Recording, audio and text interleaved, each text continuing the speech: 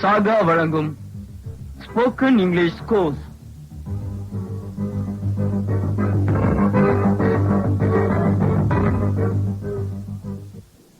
Good morning. இன்னைக்கு கிளாஸ்ல நாம பார்க்க போறது பாசிவ் வாய்ஸ் என்ற புது பாடம்.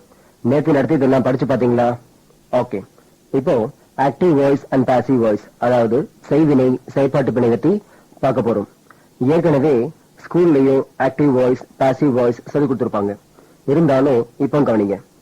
இது வரைக்கும் நான் உங்களுக்கு சொல்லிக் கொடுத்த எக்ஸாம்பிள்ஸ் எல்லாமே ஆக்டிவ் வாய்ஸ்ல இருந்துதான். ஆக்டிவ் வாய்ஸ் பத்தி 10th சென்டர் லெசன்லயே உங்களுக்கு சொல்லிக் கொடுத்துட்டேன். ஆக்டிவ் வாய்ஸ்ல எப்படி கேள்வி கேட்கறது, எப்படி எஸ் ஆர் நோன்னு பதில் சொல்றது, இதுக்கெல்லாம் தமிழ்ல என்ன மீனிங், இது எல்லாமே பாத்தீங்க. இப்போ பாசிவ் வாய்ஸ் பத்தி பார்க்கலாம். பேசும்போது நாம யாரும் பாசிவ் வாய்ஸ் யூஸ் பண்றது இல்ல, யூஸ் பண்ணவும் கூடாது. தமிழ்லயும் நாம பேசுறதுக்கு பாசிவ் வாய்ஸ் யூஸ் பண்ண மாட்டோம். நாங்க ஒரு புதுசா டிவி வாங்கியிருக்கோம். ஒரு புது டிவி எங்களால் வாங்கப்பட்டிருக்குன்னு சொல்ல மாட்டீங்க. எப்படி சொல்வீங்க? நாங்க ஒரு புது டிவி வாங்கியிருக்கோம்னு சொல்வீங்க. ஒரு புது டிவி எங்களால் வாங்கப்பட்டிருக்குன்னு சொல்ல மாட்டீங்க. டெண்டுல்கர் செஞ்சுரி அடிச்சான்னு சொல்வோம். செஞ்சுரி டெண்டுல்கரால் அடிக்கப்படுதுன்னு சொல்ல மாட்டோம். நான் இங்கிலீஷ் கத்துக்கிறேன்னு சொல்வீங்க. இங்கிலீஷ் என்னால் கற்றுக்கொள்ளப்படுகிறதுன்னு சொல்ல மாட்டீங்க. நாம எப்படி தமிழ்ல பேசும்போது பாசிவ் வாய்ஸ் யூஸ் பண்ண மாட்டோமோ, அதே போல இங்கிலீஷ்லயும் யூஸ் பண்ண கூடாது. யூஸ் பண்ணலாம் எங்கன்னா ஃபார்மல் ஸ்பீச் கொடுக்கும் போது, அதாவது மீட்டிங்ல, கான்ஃபரன்ஸ்ல, இது போல இடங்கள்ல பேசலாம். மத்தபடி வேற எங்கேயும் இதை யூஸ் பண்ணக்கூடாது. சோ பாசிவ் வாய்ஸ் எழுதுறதுக்கு மட்டும்தான் யூஸ் பண்ணணும். என்ன புரியுதா? சரி, இப்போ உங்க புக்க பாருங்க. உங்க புக்ல லெஃப்ட் சைடுல ஆக்டிவ் வாய்ஸ் கொடுத்திருக்கேன், ரைட் சைடுல பாசிவ் வாய்ஸ் கொடுத்திருக்கேன். ஆக்டிவ் வாய்ஸ்ல 12 டென்சஸ் இருக்கு. அதாவது பிரசன்ட் டென்ஸ்ல 4, பாஸ்ட் டென்ஸ்ல 4, ஃபியூச்சர்ல 4. ஆக்டிவ் வாய்ஸ்ல ஒவ்வொரு டென்ஸுக்கும் ஒரு எக்ஸாம்பிள் கொடுத்து அது அப்படியே எப்படி பாசிவ்க்கு மாறுதுன்னு கொடுத்திருக்கேன். ஒன் பை ஒன்னா கவனிங்க. ஃபர்ஸ்ட் பிரசன்ட் டென்ஸ் பார்க்கலாம். Present tense, I give a gift. நான் ஒரு பரிசை கொடுக்கிறேன். இது என்ன டென்ஸ்? Simple present tense. இது பாசிவ்ல எப்படி மாறுது? A gift is given by me. ஒரு பரிசு என்னால் கொடுக்கப்படுகிறது. am is are இந்த 3 வார்த்தைக்கு பக்கத்துல verb 5th form வந்தா பாசிவ் வாய்ஸ். மேல எக்ஸாம்பிள்ல எஸ்க்கு பக்கத்துல givenன்ற 5th form வந்திருக்கு, அதனால இது பாசிவ் வாய்ஸ். அடுத்து I am giving a gift. நான் ஒரு பரிசை கொடுத்து கொண்டிருக்கிறேன். இது பிரசன்ட் கண்டினியூஸ் டென்ஸ். இந்த tense பாசிவ்ல a gift is being given by me அப்படின்னு வரும். தமிழ்ல ஒரு பரிசு என்னால் கொடுக்கப்பட்டு கொண்டிருக்கிறது. இங்க am is are இந்த 3க்கும் பின்னால being வந்து அதுக்கப்புறம் verb 5th form வந்தா passive voice. மேல is being பக்கத்துல given 5th form இருக்கு, அதனால இது passive voice. beingக்கு இங்க மீனிங் கிடையாது. ஓகே. அடுத்து present perfect tense. I have given a gift. நான் ஒரு பரிசை கொடுத்திருக்கிறேன். இத பாசிவ்ல பாருங்க. A gift has been given by me. ஒரு பரிசு என்னால் கொடுக்கப்பட்டிருக்கிறது. இங்க has been, have been இந்த ரெண்டுக்கும் பின்னால verb 5th form வந்தா passive voice. மேல has beenக்கு பின்னால givenன்ற 5th form வந்திருக்கு, அதனால இது passive voice. அடுத்து present perfect continuous tense. I have been giving a gift. நான் ஒரு பரிசை கொடுத்து கொண்டே இருக்கிறேன். இத பாசிவ்க்கு மாற்ற முடியாது. No form. பாசிவ் வாய்ஸ்ல பிரசன்ட் பெர்ஃபெக்ட் கண்டினியூஸ் டென்ஸ் கிடையாது. என்ன புரியுதா? மேல பாருங்க. ஆக்டிவ் வாய்ஸ்ல சப்ஜெக்டா வருது, பாசிவ் வாய்ஸ்ல ஆப்ஜெக்டா வரும். அதே ஆக்டிவ் வாய்ஸ்ல ஆப்ஜெக்டா வருது, பாசிவ் வாய்ஸ்ல சப்ஜெக்டா வரும். அல்லது இப்படியே சொல்லலாம். ஆக்டிவ் வாய்ஸ்ல வேர்புக்கு முன்னால வர வார்த்தை பாசிவ் வாய்ஸ்ல வேர்புக்கு பின்னால வரும். அதே ஆக்டிவ் வாய்ஸ்ல வேர்புக்கு பின்னால வர வார்த்தை பாசிவ் வாய்ஸ்ல வேர்புக்கு முன்னால வரும். எக்ஸாம்பிள்ல ஆக்டிவ் வாய்ஸ்ல கிவ்வுக்கு முன்னால இருக்கிற ஐன்ற வார்த்தை பாசிவ் வாய்ஸ்ல கிவ்வுக்கு பின்னால மீன்னு வந்திருக்கு இல்லையா? அதே கிவ்வுக்கு முன்னால வி இருந்தா பாசிவ்ல கிவ்வுக்கு பின்னால அஸ் வரும். ஹி இருந்தா ஹிம் வரும். ஷி இருந்தா ஹர். தே இருந்தா தெம். அதே ரவி, சேகர், ராமுன்னு பேர் இருந்தா அதே பேர் தான் வேர்புக்கு பின்னாலேயும் வரும், வரணும். இப்போ ஆக்டிவ் வாய்ஸ்ல வேர்புக்கு பின்னால கிஃப்ட்ன்ற சிங்குலர் இருக்கு. அது பாசிவ் வாய்ஸ்ல வேர்புக்கு முன்னால வரும். இதே ஐ கிவ் கிஃப்ட்ஸ்னு கிஃப்ட் ப்ளூரல்ல இருந்தா பாசிவ்ல எப்படி வரும்? the gifts are given by meன்னு வரும். gifts plural, அதனால பக்கத்துல ஆர் போடணும். present continuousல the gifts are being given by me, gifts plural, அதனால are being.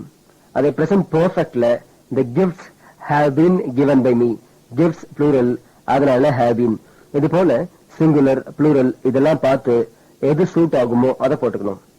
அடுத்து passive voiceல question எப்படி கேக்குறதுன்னு பாருங்க. active voiceல first example பாருங்க. I give a gift. இதை கேள்வியா மாத்தலாம்.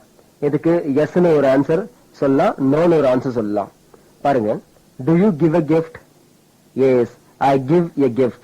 No, I do not give a gift. இதே போல passive voiceல உள்ள a gift is given by me க்கு ஒரு question கேட்கலாம். அதுக்கு yes னு ஒரு ஆன்சர் பண்ணலாம், no னு ஒரு ஆன்சர் பண்ணலாம். இதுக்கு இல்ல passiveல வர எல்லாத்தையும் கேள்வியா மாத்தலாம், yes no னு ஆன்சர் பண்ணலாம். இப்போ passiveல உள்ளத கேள்வியா மாத்திர கவனிங்க. First, a gift is given by me. எப்படி கேள்வியா மாத்துறது? ரொம்ப சிம்பிள். முதல்ல சொல்லி கொடுத்திருக்கேன். is முன்னால போட்டா question. Is a gift given by you? Yes, a gift is given by me. No, a gift is not given by me. ஒரு பரிசு உன்னால் கொடுக்கப்படுகிறதா? ஆம், ஒரு பரிசு என்னால் கொடுக்கப்படுகிறது. இல்லை, ஒரு பரிசு என்னால் கொடுக்கப்படுவதில்லை. ஆக்டிவ் வாய்ஸ்ல உள்ளது போல நெகட்டிவ் கொஸ்டினும் கேட்கலாம். Is a gift not given by you? Yes, a gift is not given by me. No, a gift is given by me. அடுத்து என்ன இருக்குன்னு புக்க பாருங்க. A gift is being given by me. இது கேள்வியா மாத்திரமா? கவனிங்க. Is a gift being given by you? Yes, a gift is being given by me. No, a gift is not being given by me. அடுத்து a gift has been given by me. question வேணுமா? has முன்னாடி போடுங்க. Has a gift been given by you? Yes, a gift has been given by me. No, a gift has not been given by me. இது போல am, is, are, have, has, was, were, had, shall, will இதெல்லாம் முன்னால போட்டா question கிடைச்சிரும். என்ன புரியுதா? நீங்க தெரிஞ்சுக்க வேண்டியது என்னன்னா, passive voiceக்கு active voiceல உள்ளது போல ஒரு question கேட்டு அதுக்கு yes no னு ஆன்சர் பண்ண முடியும், அவ்வளவுதான். அடுத்து நான் பார்க்க போறது passive voiceல past tense பார்க்க போறோம். புக்க பாருங்க. I gave a gift. நான் ஒரு பரிசை கொடுத்தேன். இது simple past tense. இது passiveல a gift was given by me. ஒரு பரிசு என்னால் கொடுக்கப்பட்டது. wasக்கு பக்கத்துல givenன்ற fifth form வந்திருக்கு. அதனால இது passive voice. was, were இந்த ரெண்டுக்கும் பின்னால verb fifth formல வந்தா passive voice. a gift, இங்க a gift அப்படின்றது singular, அதனால was போட்டிருக்கேன். இதே gifts plural இருந்தா were வந்திருக்கும். சரி, இதுக்கு கேள்வி எப்படி கேட்கறது? was முன்னால போட்டு was a gift given by you, இதான் கேள்வி. ஆன்சர் உங்களுக்கு தெரியும். were இருந்தா were முன்னாடி வரும், அவ்வளவுதான். அடுத்து past continuous tense. I was giving a gift. நான் ஒரு பரிசை கொடுத்து கொண்டிருந்தேன். இது பாசிவ்ல a gift was being given by me ன்னு வரும். தமிழ்ல ஒரு பரிசு என்னால் கொடுக்கப்பட்டு கொண்டிருந்தது. was being க்கு பின்னால givenன்ற verb fifth form வந்திருக்கு. அதனால இது passive voice. was being, were being இந்த ரெண்டுக்கு பின்னால verb fifth form வந்தா passive voice. a gift singular, அதனால was being போட்டிருக்கேன். அதே gifts னு plural வந்திருந்தா were being வந்திருக்கும். சரி, இதுக்கு கேள்வி வேணுமா? கவனிங்க. was முன்னால போட்ட கேள்வி. was a gift being given by you? இது கேள்வி. ஆன்சர் உங்களுக்கே தெரியும். were being இருந்தா were மட்டும் முன்னால போட்டா போதும், அவ்வளவுதான். அடுத்து past perfect tense. I had given a gift. நான் ஒரு பரிசை கொடுத்திருந்தேன். இது பாசிவ்ல a gift had been given by me ன்னு வரும். தமிழ்ல ஒரு பரிசு என்னால் கொடுக்கப்பட்டிருந்தது. had beenக்கு பின்னால givenன்ற எப்படி? had beenக்கு பின்னால givenன்ற fifth form வந்திருக்கு. அதனால இது passive voice. இங்க gift singular இருந்தாலும் pluralா இருந்தாலும் had been தான் வரும். இதுக்கு question வேணுமா? had a gift been given by you? had beenல had மட்டும் முன்னால போட்டா கேள்வி கிடைச்சிரும். been கொண்டு கூடாது. had மட்டும் முன்னால போட்டா கேள்வி கிடைச்சிரும். அடுத்து past perfect continuous tense. I had been giving a gift. நான் ஒரு பரிசை கொடுத்து கொண்டே இருந்தேன். பாசிவ்ல இதுக்கு no form.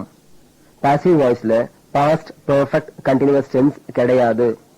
பாசிவ் வாய்ஸ்ல past tenseல மூணே மூணு டென்ஸ் தான் இருக்கு. அடுத்து பாசிவ் வாய்ஸ்ல future tense பார்க்க போறோம். முதல்ல simple future tense பார்க்கலாம். I will give a gift. நான் ஒரு பரிசை கொடுப்பேன். இது பாசிவ்ல a gift will be given by me. ஒரு பரிசு என்னால் கொடுக்கப்படும் வரும்.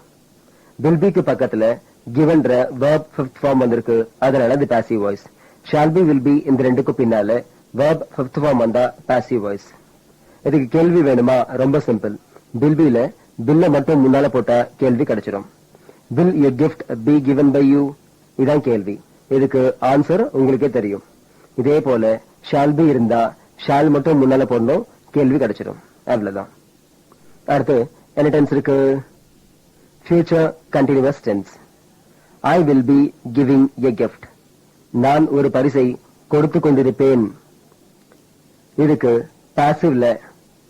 பாசிவ்ல ஃபார்ம் கிடையாது. அதனால no ஃபார்ம் போட்டிருக்கேன். சரி, அடுத்து future perfect tense. I will have given a gift. நான் ஒரு பரிசை கொடுத்திருப்பேன். இது பாசிவ் வாய்ஸ்ல a gift will have been given by me. ஒரு பரிசு என்னால் கொடுக்கப்பட்டிருக்கும் வரும். will have been க்கு பின்னால verb fifth form வந்திருக்கு. அதனால passive voice. shall have been, will have been ரெண்டுக்கும் பக்கத்துல verb fifth form வந்தா பாசிவ் வாய்ஸ். இதுக்கு கேள்வி வேணுமா? ரொம்ப சிம்பிள். shall have beenல ஷால மட்டும் முன்னால போட்டா கொஸ்டின் கிடைச்சிரும். அதே போல பில்லாபின்ல பில்ல மட்டும் முன்னால போட்டா கொஸ்டின் கிடைச்சிரும். முதல் பில்லாபின முன்னாடி போட்டு, அதான் பில்ல முன்னாடி போட்டு கொஸ்டின் படிக்கிற கவனிங்க. will a gift have been given by you? இதான் கொஸ்டின். ஆன்சர்ஸ் உங்களுக்கே தெரியும். இதே shall have been சொன்னவங்களுக்கு ஷால முன்னாடி போட்டா போதும். என்ன புரியுதா? இப்போ நம்ம கடைசியா பார்க்க போறது future perfect continuous tense. I will have been giving a gift. நான் ஒரு பரிசை கொடுத்து கொண்டே இருப்பேன். இதுக்கு பாசிவ் வாய்ஸ்ல நோ ஃபார்மே கிடையாது. சரி, இது கவனிங்க. ஆக்டிவ் வாய்ஸ்ல 12 டென்சஸ் இருக்கு. அதே பாசிவ் வாய்ஸ்ல 8 டென்சஸ். அதாவது பிரசன்ட்ல 3, பாஸ்ட்ல 3, ஃபியூச்சர்ல 2, மொத்தம் 8 டென்சஸ். பாசிவ் வாய்ஸ் பை இல்லாமே வரும். புக்க பாருங்க. Passive without by. Christmas is celebrated throughout the world. Christmas உலகம் முழுவதும் கொண்டாடப்படுகிறது. இது பாசிவ் வாய்ஸ் தான், பை இல்லாம வந்திருக்கு. அடுத்த எக்ஸாம்பிள் பாருங்க. 65 people were killed in Coimbatore bomb blast. Kovai குண்டுவெடிப்பு சம்பவத்தில் 65 பேர் கொல்லப்பட்டார்கள். Our institute was established in the year 1992. நம் கல்வி நிறுவனம் 1992ஆம் ஆண்டு நிறுவப்பட்டது. பைய வச்சு பாசிவ் வாய்ஸை கண்டுபிடிக்க முடியாது. ஏன்னா பை இல்லாமையும் பாசிவ் வாய்ஸ் வரும். கண்டுபிடிக்க ஒரே வழி என்னன்னா am, is, are, was, were, shall be, will be, has been, have been, had been, will have been, shall have been. இதுக்கெல்லாம் பக்கத்துல தேர்ட் ஃபார்ம் இருந்தா ஆக்டிவ் வாய்ஸ், அதே ஃபிஃப்த் ஃபார்ம் இருந்தா பாசிவ் வாய்ஸ். இது மட்டும் இல்லாம am, is, are, was, were இதுக்கெல்லாம் பக்கத்துல being வந்து beingக்கு பின்னால ஃபிஃப்த் ஃபார்ம் வந்தாலும் பாசிவ் வாய்ஸ் தான். இது தவிர வேற எப்படியும் பாசிவ் வாய்ஸை கண்டுபிடிக்கவே முடியாது. சரி, இந்த நோட்டை கவனிங்க. Note: passive voice can be formed without by also. by இல்லாமையும் passive voice வரலாம். மேலேயே இதுக்கு எக்ஸாம்பிள்ஸ் கொடுத்திருக்கேன். சரி, அடுத்த நோட்டை கவனிங்க. Note 2. The verb in passive voice should always be the fifth form. அதாவது passive voiceல யூஸ் பண்ற verb எப்பவும் fifth formல இருக்கணும். Note 3. Only transitive verbs are used in passive voice. passive voiceல எப்பவும் verb transitive-ஆ தான் இருக்கணும், அல்லது transitive verb தான் யூஸ் பண்ண முடியும்னு சொல்லலாம்.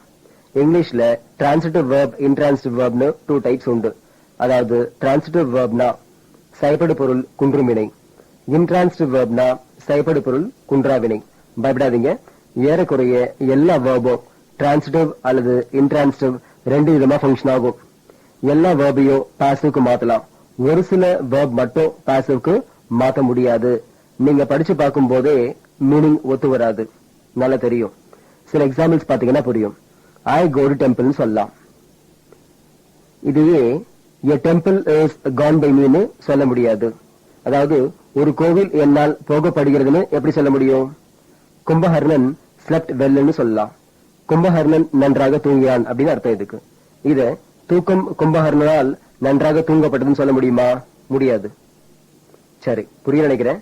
ஓகே, இது போல ஒரு சில விஷயங்களை பாசிவ் வாய்ஸ்ல சொல்ல முடியாது. என்ன புரியுதா? இதுக்கு மேல இந்த பாடத்துல நிறுத்துறதுக்கு எதுவும் இல்லை. இன்னைய பாடம் முடிக்கிறதுக்கு முன்னால இன்னொரு முக்கியமான விஷயம் கவனிங்க. இங்கிலீஷ்ல உள்ள விஷயத்த படிச்சு புரிஞ்சுக்கும் பொழுது அல்லது டிரான்ஸ்லேட் பண்ணும் போது வார்த்தைக்கு வார்த்தை மீனிங் பார்த்து புரிஞ்சுக்க முயற்சி பண்ணக்கூடாது. அதாவது விஷயத்த படிச்சு கருத்தை மாத்தாம அல்லது அர்த்தத்தை மாத்தாம புரிஞ்சுக்கிட்டா போதும். வார்த்தைக்கு வார்த்தை டிரான்ஸ்லேட் பண்ணி புரிஞ்சுக்க முயற்சி செய்யக்கூடாது. அது போல நீங்க செஞ்சா நிறைய பிரச்சனை வரும். முதல்ல ராஜீவ்காந்தி தமிழ்நாட்டுல மீட்டிங்ல இங்கிலீஷ்ல பேசுறத ப. சிதம்பரம் தான் டிரான்ஸ்லேட் பண்ணுவாரு. சிதம்பரம் ராஜீவ்காந்தி இங்கிலீஷ்ல பேசுறத வார்த்தைக்கு வார்த்தை அப்படியே டிரான்ஸ்லேட் பண்ண மாட்டாரு. அவர் சொல்ற விஷயத்த இவர் புரிஞ்சுக்கிட்டு அந்த கருத்தை மாத்தாம இவர் சொந்த தமிழ்ல டிரான்ஸ்லேட் பண்ணி சொல்வார். இது போலதான் நீங்களும் கருத்தை மட்டும் எடுத்துட்டா போதும். சரி, இங்கிலீஷ்ல உள்ள நிறைய ப்ரோவர்ப்ஸ்க்கு தமிழ்ல நிகரான அர்த்தம் உள்ள பழமொழி உண்டு. இங்கிலீஷ்ல யாராவது ப்ரோவர்ப் யூஸ் பண்ணா அதை அப்படியே டிரான்ஸ்லேட் பண்ணக்கூடாது. இது பாருங்க, that there's a will there's a way. இதுக்கு தமிழ்ல மனம் இருந்தால் மார்க்கம் உண்டு. East or west, home is best. எலி வலை ஆனாலும் தனி வலை வேண்டும். too much of anything is good for nothing. அளவுக்கு மிஞ்சினால் அமிர்தமும் மிஞ்சு. நிறைய ப்ரோவர்ப்ஸ் இது போல இருக்கு. சரி, நான் சொன்னதை மட்டும் மறந்துடாதீங்க. அப்புறம் இன்னொரு விஷயம், ஆங்கில வாக்கியத்தை நேருக்கு நேரா டிரான்ஸ்லேட் பண்ண முடியாது. அதாவது ஐ கில்ட் எ டைகர்ன்ற வாக்கியத்தை நேருக்கு நேரா டிரான்ஸ்லேட் பண்ணா ஐ நான், கில்ட் கொன்றேன், ஏ ஒரு டைகர் புலியை, மொத்தமா நான் கொன்றேன் ஒரு புலியைன்னு தமிழ்ல வரும். இது தப்பு. சரியான அர்த்தம் என்ன? நான் ஒரு புலியை கொன்றேன். இத பாருங்க, we are going to hospital. இந்த வாக்கியத்தை நேருக்கு நேரா டிரான்ஸ்லேட் பண்ணா we நாங்கள், are இருக்கிறோம், going போய்கொண்டு, to இக்கு ஹாஸ்பிட்டல் மருத்துவமனை, மொத்தமா நாங்கள் இருக்கிறோம் போய்கொண்டு இக்கு மருத்துவமனைன்னு வரும். இது தப்பு. சரியான அர்த்தம் என்ன? நாங்கள் மருத்துவமனைக்கு போய்கொண்டிருக்கிறோம். இங்கிலீஷ் சென்டென்ஸ நேருக்கு நேரா தமிழ்ல டிரான்ஸ்லேட் பண்ணா இப்படித்தான் வரும். இது தப்பு. ஆனா தமிழ் வாக்கியத்தை மலையாளத்திலேயோ தெலுங்குலயோ கன்னடத்திலேயோ டிரான்ஸ்லேட் பண்ணும் போது நேருக்கு நேரா டிரான்ஸ்லேட் பண்ணலாம்.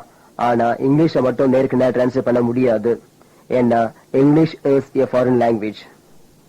நிறைய பேருக்கு தாய்மொழி தமிழா இருக்கிறதுனால முதல்ல தமிழ்ல எப்படி ஒரு விஷயத்த சொல்றோம்னு யோசிச்சுக்கிட்டு அதை அப்படியே இங்கிலீஷுக்கு மாத்தி பேசுறாங்க. இந்த மாதிரி நீங்க செய்யக்கூடாது. அதாவது என்ன செய்யறாங்கன்னா, பிரச்சனை இல்லைன்னு சொல்றதுக்கு நோ ப்ராப்ளம் சொல்றாங்க, நேரம் இல்லைன்னு சொல்றதுக்கு நோ டைம் சொல்றாங்க, 5 ரூபாய் தான், ஒன்லி 5 rupees. இதெல்லாம் தப்பு. சரி என்னன்னா, there is no problem, there is no time, it is only 5 rupees. இதாவது பரவாயில்ல. இன்னும் மோசமா சில பேர் பேசுவாங்க. பெரிய மனுஷனுக்கு பிக் மேன், சித்தப்பாக்கு ஸ்மால் ஃபாதர், பெரியப்பாக்கு பிக் ஃபாதர், தலைக்குலிக்கு ஹெட் பாத். இதெல்லாம் அப்படியே தப்பு. ஒரு சிலர் பட்லர் இங்கிலீஷ் பேசுவாங்க. பட்லர் இங்கிலீஷ் தான் பேசக்கூடாது. I talk, you talk, why middle talk, no talk. நான் பேசுறேன், நீ பேசுறேன், நீயே குறுக்க பேசுற, பேசக்கூடாது. இது பட்லர் இங்கிலீஷ். இதுதான் மீனிங் வரும். இப்ப சொன்னதுக்கு you go, I come, no worry, why வரி. இதுக்கு என்ன தமிழ்ல? நீ போ, நான் வரேன், கவலைப்படாத. ஏன் கவலைப்படுற? இதுவும் butler English. Going you will understand me. போ நீ என்னை பத்தி தெரிஞ்சுப்ப. இப்படி எல்லாம் பேசக்கூடாது. என்ன புரியுதா? சோ இதெல்லாம் என்னன்னா, தமிழ்லயும் இந்த மாதிரி பேச மாட்டோம். தமிழ்ல பேச சுருக்கமா. பட் இதே போல இங்கிலீஷ்ல பேசுறீங்கன்னா இது என்ன சொல்லுவாங்க? பட்லர் இங்கிலீஷ் சொல்லுவாங்க. இந்த மாதிரிலாம் பேசக்கூடாது. சரி, இலக்கண விதிமுறைகளை பயன்படுத்தி கரெக்டா பேசணும். சரி, புரிஞ்சுக்க நினைக்கிறேன். இன்னைக்கு கிளாஸ்ல இது வரைக்கும் பார்த்தது பாசிவ் வாய்ஸ், அதுக்கு மீனிங் என்ன, எப்படி கொஸ்டின் கேட்கறது, இதெல்லாம் பாத்தீங்க. அடுத்து நேருக்கு நேரா டிரான்ஸ்லேட் பண்ணக்கூடாது, பட்லர் இங்கிலீஷ் பேசக்கூடாது, இன்னும் பல விஷயங்கள் பாத்தீங்க. இதுக்கு மேல இன்னைக்கு கிளாஸ்ல நடத்துறதுக்கு நேரம் இல்ல. நான் எக்ஸசைஸ்ல என்ன செய்ய சொல்லியிருக்கணும் அதை மட்டும் செஞ்சு பாருங்க, அது போதும். Okay, see you. இன்னும் நிறைய தெரிஞ்சுக்கணுன்னா என்னுடைய வீடியோ சிடியை வாங்கி பாருங்கள், ரொம்ப யூஸ்ஃபுல்லாக இருக்கும். இந்த சிடிஸ் இல்லாமல் நீங்கள் என்கிட்ட நேரடியாகவும் கற்றுக்கலாம், ஆன்லைனில் அதாவது ஸ்கைப் மூலமாகவும் கற்றுக்கலாம், அல்லது மொபைல் வழியாகவும் கற்றுக்கலாம். டீட்டெயில்ஸ் வேணும்னா என்னுடைய மொபைல் நம்பருக்கு கால் பண்ணுங்கள். 9444262000 அல்லது லேண்ட்லைன் நம்பர் 24333325க்கு கால் பண்ணுங்கள். நம்ம வெப்சைட் வந்து www.sagaenglish.in. அட்ரஸ் வந்து 568 அண்ணா சாலை, தேனாம்பேட்டை, சென்னை 18.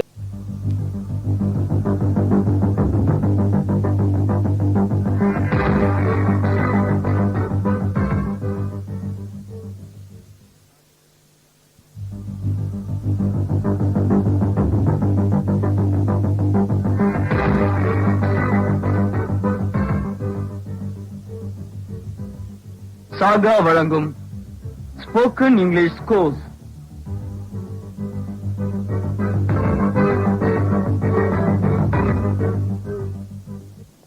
Good morning. இன்னைக்கு கிளாஸ்ல நியூ லெசன் பார்க்க போறோம். நேற்று சொல்லிக் கொடுத்த பாசிவ் வாய்ஸ் படிச்சீங்களா? சரி, இன்னைக்கு பார்க்க போற பாடம் அட்வர்ப். இது ஒரு முக்கியமான பாடம். அட்வர்புக்கு தமிழ்ல வினையுறு சொல்னு அர்த்தம். டிக்ஷனரியில அட்வர்புக்கு ஏடிவி போட்டிருக்கும். நவுன்னா பெயர் சொல், அட்ஜெக்டிவ்னா பெயர் உரிச்சொல். அட்ஜெக்டிவ் உடைய வேலை நவுனை பத்தி ஏதாவது சொல்லும். அட்ஜெக்டிவ் யூஸ் பண்ற இடம் எங்கன்னா ஒன்னு நவுனுக்கு முன்னால அல்லது அட்ஜெக்டிவ் பின்னால நவுனே இல்லாம. வேர்ப்னா வினைச்சொல், அட்வர்ப்னா வினை உரிச்சொல். அட்வர்புடைய வேலை வேர்பை பத்தி ஏதாவது சொல்லும். இதை யூஸ் பண்ற இடம் எங்கன்னா வேர்புக்கு பின்னால. ஏறக்குறைய அட்வர்ப்ஸ் எல்லாமே அட்ஜெக்டிவ்ல இருந்து தான் வரும். அட்ஜெக்டிவ் கூட எல்வை சேர்த்தா, எப்படி அட்ஜெக்டிவ் கூட எல்வை சேர்த்தா அட்வர்ப் கிடைச்சிடும். இந்த எக்ஸாம்பிள்ஸ் கவனிங்க. பிரைட் பிரகாசமான, பிரைட்லி பிரகாசமாக.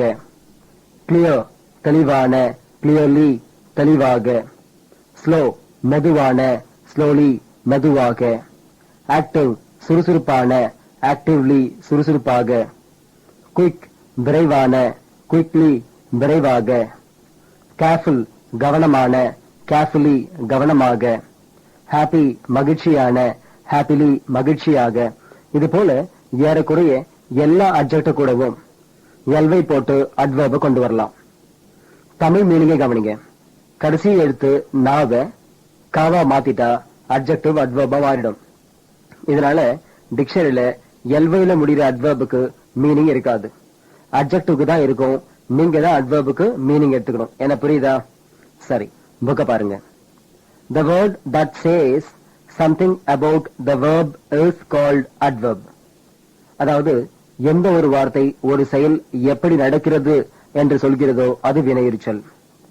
Note: almost all adverbs are used after the verb. Only a few are before the verb. அதாவது ஏறக்குறைய எல்லா அட்வர்ப்ஸும் வேர்புக்கு பின்னால வரும். ஒரு சில அட்வர்ப்ஸ் மட்டும்தான் வேர்புக்கு முன்னால வரும். நவுனை பத்தி சொல்றது அட்ஜெக்டிவ், வேர்பை பத்தி சொல்றது அட்வர்ப். இது ஏற்கனவே உங்களுக்கு சொல்லிக் கொடுத்தேன். இதுக்கு சில எக்ஸாம்பிள்ஸ் கொடுக்குறேன், கவனிங்க. 100 words பல்பை காட்டி இது என்னன்னு கேட்டா பல்புன்னு சொல்வீங்க, பல்ப் நவுன். பல்ப் எப்படி இருக்குன்னு கேட்டா பெருசா இருக்குன்னு சொல்வீங்க, பிக் என்ன அட்ஜெக்டிவ். அதே இப்போ லைட்டை போடுறேன். இப்போ பல்ப் என்ன செய்யுதுன்னு கேட்டா எரியுதுன்னு சொல்வீங்க, அதாவது பர்னிங்னு சொல்வீங்க. பர்னிங் என்ன வெர்ப். அதே எப்படி எரியுதுன்னு கேட்டா நீங்க கொடுக்கிற பதில் அட்வர்பா இருக்கும். பிரகாசமாக எரியுதுன்னு சொல்வீங்க, பிரகாசமாக பிரைட்லி. பிரைட்லி என்ன அட்வர்ப். ஒரு எறும்பை காட்டி இது என்னன்னு கேட்டா ஆண்ட்னு சொல்வீங்க, ஆண்ட் நவுன். எப்படி இருக்குன்னு கேட்டா சின்னதா இருக்குன்னு சொல்வீங்க, சின்னதா ஸ்மால். இது அட்ஜெக்டிவ். எறும்பு இப்போ வேலை செய்யுது. எறும்பு என்ன செய்யுதுன்னு கேட்டா வேலை செய்யுதுன்னு சொல்வீங்க. வேலை செய்கிறது அதாவது ஒர்க்கிங். ஒர்க்கிங் என்ன வெர்ப். எப்படி வேலை செய்யுதுன்னு கேட்கும் பொழுது நீங்க கொடுக்கிற பதில் தான் அட்வர்ப். சுறுசுறுப்பாக வேலை செய்கிறதுன்னு சொல்வீங்க. சுறுசுறுப்பாக ஆக்டிவ்லி, ஆக்டிவ்லி தான் அட்வர்ப். என்ன புரியுதா? நவுன் பெயரை குறிக்குது, அட்ஜெக்டிவ் பெயர்ச்சொல்லை பத்தி சொல்லுது, வெர்ப் செயலை குறிக்குது, அட்வர்ப் செயலை பத்தி சொல்லுது. இன்னொரு விஷயம், எத்தனை புது புது ஆங்கில வார்த்தைகள் கண்டுபிடிச்சாலும் அந்த வார்த்தை ஒன்னு நவுனா இருக்கும், அல்லது வேர்பா இருக்கும், அல்லது அட்ஜெக்டிவா இருக்கும். நாளுக்கு நாள் கூட்டிக்கிட்டே வர்றது இந்த நவுன், வேர்ப், அட்ஜெக்டிவ், இந்த மூணு தான். அட்வர்பும் கூட, அட்ஜெக்டிவ் கூட எல்வை போட்டா அட்வர்ப் கிடைச்சிரும், புதுசா வரப்போறது கிடையாது. மற்ற ப்ரிப்போசிஷன், ப்ரொனவுன், ஆர்டிகல், கன்ஜங்ஷன் இதெல்லாம் நாளுக்கு நாள் கூடிக்கிட்டே வராது. நான் இந்த கோர்ஸ்ல எத்தனை டீச் பண்ணணும் அவ்வளவுதான், இனி கண்டுபிடிக்க போறதும் கிடையாது. சோ புது வார்த்தைகள் என்ன கண்டுபிடிச்சாலும் அது நவுன், வெர்ப், அட்ஜெக்டிவ் இந்த மூணுத்துல ஒன்னாதான் இருக்கும். ஓகே, சரி. இந்த புக்ல கொடுத்திருக்க எக்ஸாம்பிள்ஸ் ஒன் பை ஒன்னா பார்க்கலாம். புக்க பாருங்க. We are living happily. நாம் மகிழ்ச்சியாக வாழ்ந்து கொண்டிருக்கிறோம். happily adverb. பாருங்க, living verb அதுக்கு பின்னாலதான் adverb வந்திருக்கு, வரணும். இப்ப கொடுக்க போற எக்ஸாம்பிள்ஸ் எல்லாத்துலயும் adverb அண்டர்லைன் பண்ணிருக்கேன். இப்ப கொடுத்திருக்க எக்ஸாம்பிள்ஸ் எல்லாத்துலயும் adverb அண்டர்லைன் பண்ணிருக்கேன், கவனிங்க. Chitra sings sweetly. சித்ரா இனிமையாக பாடுகிறார். sweetly இனிமையாக. Don't worry, you will speak English fluently. கவலைப்படாதே, நீ ஆங்கிலம் சரளமாக பேசுவாய். fluently சரளமாக. Goods train is going slow. சரக்கு ரயில் மெதுவாக சென்று கொண்டிருக்கிறது. slow மெதுவாக. ஸ்லோக்கு பதிலா ஸ்லோலினோ சொல்ல தப்பு இல்ல. இந்த வார்த்தை மட்டும் தான் இப்படி. சிக்னலுக்கு முன்னால நீங்க ரோட்ல பாத்தீங்கன்னா கோ ஸ்லோன்னு எழுதிருக்கும். அங்க பாருங்க ஸ்லோலி போட மாட்டாங்க, போட்டாலும் தப்பு இல்ல, மெதுவா போன்னு அர்த்தம். The God is everywhere. கடவுள் எங்கும் இருக்கிறார். everywhere எங்கும். அதே the God is nowhere சொன்னா கடவுள் எங்கும் இல்லைன்னு அர்த்தம் கிடைக்கும். நீங்க யோசிக்கலாம், என்னடா அது இங்க அட்வர்ப் எல்வைல முடியாம வந்திருக்கேன்னு. நான் முதல்லயே சொன்னேன், ஒரு சில அட்வர்ப்ஸ் எல்வைல முடியாது, இத பார்த்து பயப்பட வேணாம். அடுத்த எக்ஸாம்பிள் பாருங்க. Poor people are waiting at the ration shop patiently. ஏழை மக்கள் ரேஷன் கடையில் பொறுமையாக காத்துக் கொண்டிருக்கிறார்கள். பேஷண்ட்லி பொறுமையாக. பேஷண்ட்னா நோயாளினோ ஒரு மீனிங் உண்டு, அந்த மீனிங் இங்க சூட் ஆகாது. Harishchandra was working honestly. Harichandran நேர்மையாக வேலை செய்து கொண்டிருந்தான். ஹானஸ்ட்லி நேர்மையாக. Read the agreement carefully. ஒப்பந்தத்தை கவனமாக படி. கேர்ஃபுல்லி கவனமாக. எலெக்ஷன் ரிசல்ட்ஸ் வேர் declared yesterday. தேர்தல் முடிவுகள் நேற்று அறிவிக்கப்பட்டன. yesterday இதுவும் adverb தான், எல்வைல முடியாத adverb. அப்புறம் இன்னொரு விஷயம், bad declared passive voice. எனக்கு புரியுதா? இந்த yesterday, today, tomorrow, sunday, monday இது போல காலத்தை குறிக்கிற வார்த்தைகள் எல்லாமே சென்டென்ஸ்க்கு முன்னால வரக்கூடாது. பேசும்போது முன்னால போடலாம், எழுதும் போது முன்னால போடக்கூடாது, பின்னால போடுங்க. இதே போல இடத்தை குறிக்கிற வார்த்தைகள் here இங்கே, there அங்கே, somewhere எங்கேயோ, Anna Nagar, Salem, Bangalore, India, hotel, school இதெல்லாம் சென்டென்ஸ்ல பின்னாலதான் வரும். பேசும்போதும் சரி, எழுதும்போதும் சரி, பின்னால மட்டும்தான் வரணும். என்ன புரியுதா? ரைட். அடுத்த எக்ஸாம்பிள் பாருங்க. Vaigai express is going fast. Vaigai express வேகமாக போய்கொண்டிருக்கிறது. ஃபாஸ்ட் வேகமாக. ஃபாஸ்ட் அட்ஜெக்டிவ்லயும் ஃபாஸ்ட், அட்வர்ப்லயும் ஃபாஸ்ட். ஃபாஸ்ட்லின்னு சொல்ல முடியாது. ஸ்லோக்கு ஸ்லோலின்னு சொல்லலாம், ஆனா ஃபாஸ்டுக்கு ஃபாஸ்ட் தான். We are not living peacefully. நாம் அமைதியாக வாழ்ந்து கொண்டிருக்கவில்லை. பீஸ்ஃபுல்லி அமைதியாக. A thief entered the house silently. ஒரு திருடன் வீட்டிற்குள் சத்தமில்லாமல் நுழைந்தான். Silently சத்தமில்லாமல். Suddenly I realized my mistake. திடீரென்று நான் என் தவற்றை உணர்ந்தேன். Suddenly திடீரென்று. Don't speak foolishly. முட்டாள்தனமாக பேசாதே. Foolishly முட்டாள்தனமாக. Kamal and Prabhudeva dance beautifully. கமலும் பிரபுதேவாவும் அழகாக ஆடுகிறார்கள். பியூட்டிஃபுல்லி அழகாக. Arjuna fought the enemies bravely. Arjunan எதிரிகளை துணிச்சலாக சண்டையிட்டான். bravely துணிச்சலாக அல்லது துணிச்சலுடன் அப்படின்னு சொல்லலாம். இத பாருங்க. The plane landed safely at Madras Airport. விமானம் பத்திரமாக சென்னை விமான நிலையத்தில் தரையிறங்கியது.